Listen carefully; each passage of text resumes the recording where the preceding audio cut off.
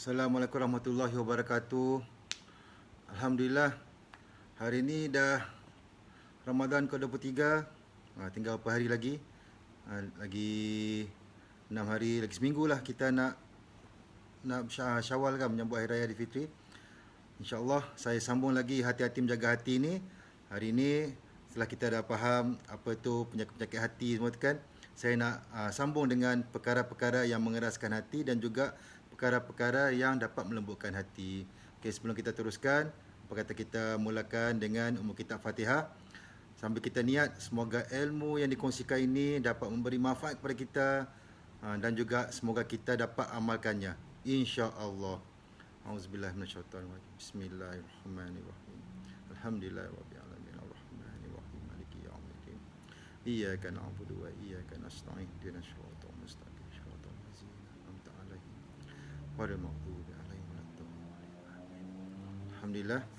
Bismillahirrahmanirrahim. Allahumma salli ala sayyidina Muhammad wa ala sayyidina Muhammad. Okey, saya sambung hari ini yang ke-23 itu perkara-perkara yang mengeraskan hati. Selain daripada kita berhati-hati dengan penyakit yang boleh menghanyutkan kita kepada zon nafsu, kalau itu mita jiwa tu, zon nafsu yang negatif tu, adalah penting untuk tahu apakah perkara-perkara yang boleh mengeraskan hati ni, dan bagaimana kita dapat melembutkannya agar kita dapat memiliki hati yang sihat, qalbun salim. Kadang-kadang kita tak sedar tu, hati kita ni semakin mengeras, sehingga solat kita pun semakin kurang khusyuknya. Dari mula takbiratul ihram sampailah memberi salam, fikiran kita asyik melayang singgah ke merata tempat. Saya teringat kata-kata Ustaz Agim, di saat kita melakukannya, bila kita mengalukan solat ni, kita mengingatkan sesuatu yang lupa dan melupakan yang diingat. Maksudnya masa solat itulah kita ingat sesuatu yang kita tak ingat sebelum masa kita sebelum solat tu. Baru kita ingat, tadi aku tak buat ni lagi. Tadi aku dah masak ke belum? Tadi aku dah kemas ke belum? Tadi aku dah buat tu ke belum? Tadi aku dah call tu belum? Masa time nak solat tu lah kita ingat macam-macam. Dan kita lupa apa yang diingat. Maksudnya kita sekarang sampai kita terlupa. Hari ni sekarang rakaat ke berapa dah ni? Tadi aku dah rakaat kedua ke rakaat ketiga? Terutamanya bila asar ke isyak ke zuhur ke, masa itulah kita sering kali terlupa berapa rakaat dah aku ni. Sama juga macam kita bila baca Al-Quran kan, kita tak rasa apa-apa pun dan tak dapat menghayati isi kandungannya. Kita macam ada penghalang antara kata-kata mula Al-Quran tu dengan hati kita. Jadi kita kalau kena ingat, bila kita memiliki hati keras ni, ia juga akan buat kita sukar terima teguran dan nasihat orang. Malah kita ni mudah melenting. Marah-marah kalau ada orang tegur kesalahan kita, kita cepat nak rasa defensif, rasanya nak rasa piss off, rasa macam apa ni. So, orang yang berhati keras juga tu akan rasa kurang bersemangat untuk menuntut ilmu. Dan lama-lama akan beransur pudar semangat itu. Seperti apa yang dikongsikan oleh Syekh Ali Jabir. Ilmu ni yang saya dapat daripada arwah semasa saya dengar daripada salah satu pada kuliah Syekh Ali Jabir. Dia kata terdapat 4 perkara yang boleh mengeraskan hati ni. Dan juga terdapat 4 perkara yang dapat melembutkan hati kita ni. Jadi saya hari ini insya-Allah saya mula dengan 4 perkara yang mengeraskan hati ini. Mula yang pertama, iaitu perkara yang pertama yang boleh buatkan hati kita keras adalah dengan banyak bercakap. Kita sedia maklum bahawa bercakap tu adalah satu cara kita untuk komunikasi, untuk kita berhubung sama kita semua kan. Tapi kita kena tahu bercakap tu adalah satu nikmat kurniaan Allah yang wajib kita syukuri. Kita seharusnya berasa beruntung jika dibandingkan dengan mereka yang tak mampu ataupun kurang berupaya, ditakdirkan kurang upaya untuk berkata-kata. Tapi kita kena ingat, perlunya kita berhati-hati agar kita tak terlebih dalam menikmati kurniaan Allah Subhanahu Wa Taala ini. Kita diajar dari kecil supaya berhati-hati dalam mengeluarkan kata-kata, kerana setiap perkataan kita itu akan dicatatkan dalam kitab amalan kita ni. Kalau tengok firman Allah Subhanahu Wa Taala bermaksud dalam surah Qaf ayat 18, tidak ada sebarang perkataan yang dilafazkan malaikat ada di sisinya, malaikat pengawas yang sentiasa sedia menerima dan menulisnya. Jadi kita perlu berhati-hati dalam apa sahaja perkataan yang keluar di mulut kita ni, mestilah perkataan yang baik walau sepatah. Sebab ia akan diberi ganjaran yang baik. Anda kita kena ingat, yang buruk walau sepatah juga akan dicatatkan sebagai maksiat lidah kita. Hakikatnya kalau kita banyak bercakap, kita akan lebih cenderung untuk mengeluarkan perkataan-perkataan yang tak baik. Dan buat kita kepada maksiat lidah seperti mengumpat, mengata, adu bomba, mencemooh, memfitnah, mencela, berbohong dan lain-lain lagi lah. Jadi kalau kita ada sebuah hadis yang disampaikan oleh Ibnu Umar yang bawa maksud, barang siapa yang banyak perkataannya, nescaya banyaklah salahnya. Dan barang siapa yang banyak salahnya pula, nescaya banyaklah dosanya. Barang siapa yang banyak dosanya, maka api neraka itu lebih utama untuknya. Allahu Akbar. Kalau kita tengok, faham betul hadis ni kan, dia macam boleh dibadatkan dengan banyak bercakap ini macam seperti jalan kita ke neraka. Sememangnya kita perlu berhati-hati kerana semakin banyak kita bercakap, semakin banyak kita akan berkata-kata yang mendatangkan dosa. Dan semakin banyak dosa yang kita kumpulkan itu, ia akan menjadikan kita memiliki hati yang sakit. Qalbun marid, qalbun mayit, lepas lagi jadi mayit pula selepas tu kan. Dalam kelamaan boleh menyebabkan hati kita suka terima nasihat dan hidayah Allah Subhanahu Wa Taala. Inilah sebabkan hati kita semakin jadi keras. Dan sesungguhnya hati yang keras itu akan membuatkan kita lebih jauh dari mengingati Allah. Maka kita jauh daripada Allah. Kita kena ingat, hati yang keras ni sebenarnya dikuasai oleh nafsu. Bila dikuasai nafsu, dia akan menjadikan iman kita lemah. Dia seolah kita macam mengizinkan setan tu bebas keluar masuk dalam hati kita. Kalau tak dibersihkan, kita tak bersihkan dengan ingat tak perkara yang bersihkan hati kita tu, ia akan membuka jalan pada setan dari segala arah, kiri kanan atas bawah depan belakang, untuk menghasut kita supaya bercakap, supaya banyak pula dosa kita. Lagi banyak bercakap, jadi kita macam dihasut oleh setan tu. Jadi kita perlu sentiasa ingat bahawa setan ni tak pernah putus asa menggoda kita. Kita kena ingatlah, dia akan goda kita sampai kita ikut dia sampai ke neraka kan. Kita jauhkanlah dia berlaku. Nauzubillah minazalik kan. Kita minta dijauhkan. Jadi kita kena kawal hati ni dari dikuasai nafsu, kerana keinginan untuk bercakap ni adalah dari golongan nafsu yang datang dari hati yang telah kotor dengan maksiat lidah. Saya pun nak share, nak kongsi ni hasil pembacaan saya menerusi sebuah jurnal Kalam Insani.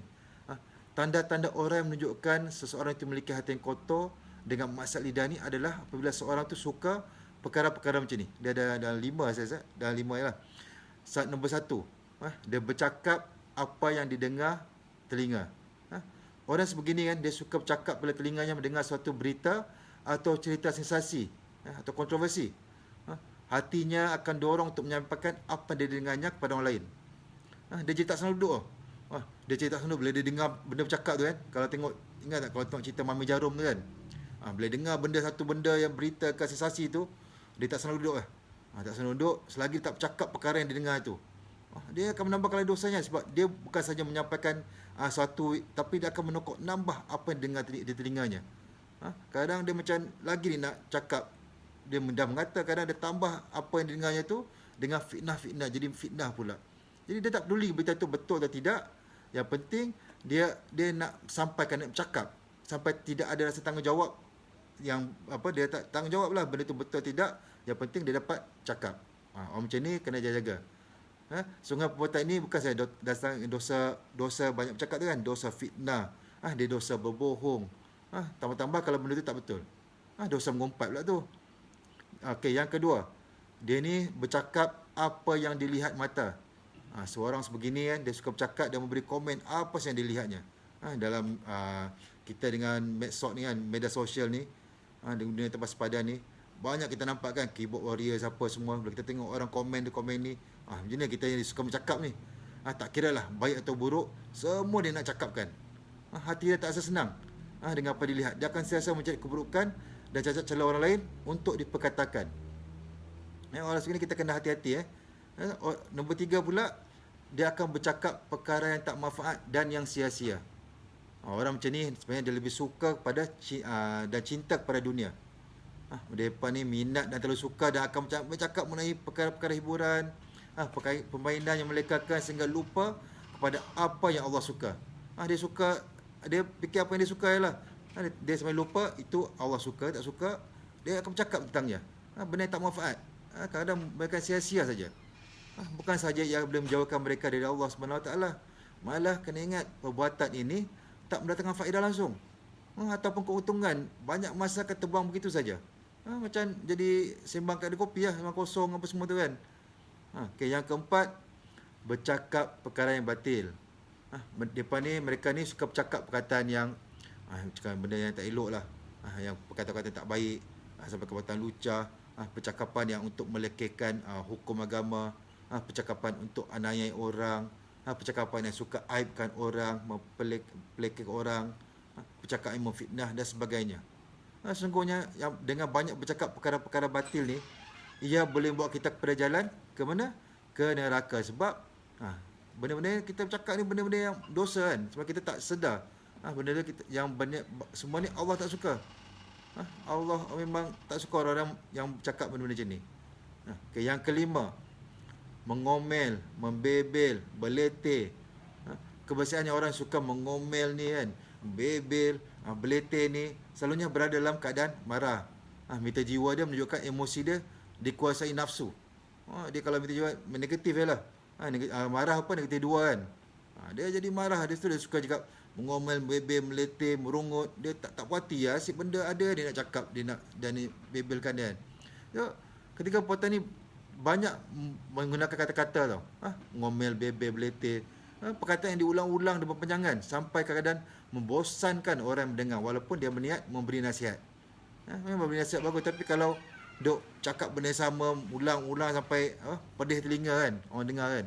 Jadi kita haruslah berhati-hati dengan maksiat lidah ni. Kerana sedar atau tidak, itulah perkara yang paling banyak kita lakukan. Dan sesungguhnya ia juga sukar untuk dibersihkan kan. Sebab kita sampai menjadi benda sebatil kita kan. Sebab tu kita kata macam dia reverse lah, terbalik daripada apa yang selalu saya kongsikan. Agim kata, kita latih diri, kita didik diri dan kita bina diri untuk istiqomah kan. Sama macam benda ni lah. Sebab kita latih diri, kita didik diri, latih diri dan bina diri benda yang tak elok. Itu jadi sampai kita tak sedar. Sampai benda tu sukar nak dibersihkan kerana hati kita dah keras. InsyaAllah esok saya akan sambung dengan perkara-perkara yang mengeraskan hati ni, yang nombor 2 pula. Tadi banyak bercakap kan. Kita tengok pula. Esok saya sambung dengan perkara-perkara yang mengeraskan hati ni lagi. InsyaAllah. Terima kasih yang bersama saya ini. Semoga sentiasa doakan kalian. Semoga sentiasa dilindungi Allah, dirahmati Allah. Dipermudahkan, dikurniakan lalu terkadarnya. Dikurniakan kesihatan terbaik. Dipermudahkan menjadi orang mukmin, jadi orang bertakwa, sentiasa buat baik. Sentiasa menjadi hayyin, layin, qarib, sahal. Sentiasa bersyukur, dikurniakan kebahagiaan dan ketenangan di dunia dan akhirat. Amin, amin, rabbil alamin. Assalamualaikum warahmatullahi wabarakatuh. Terima kasih.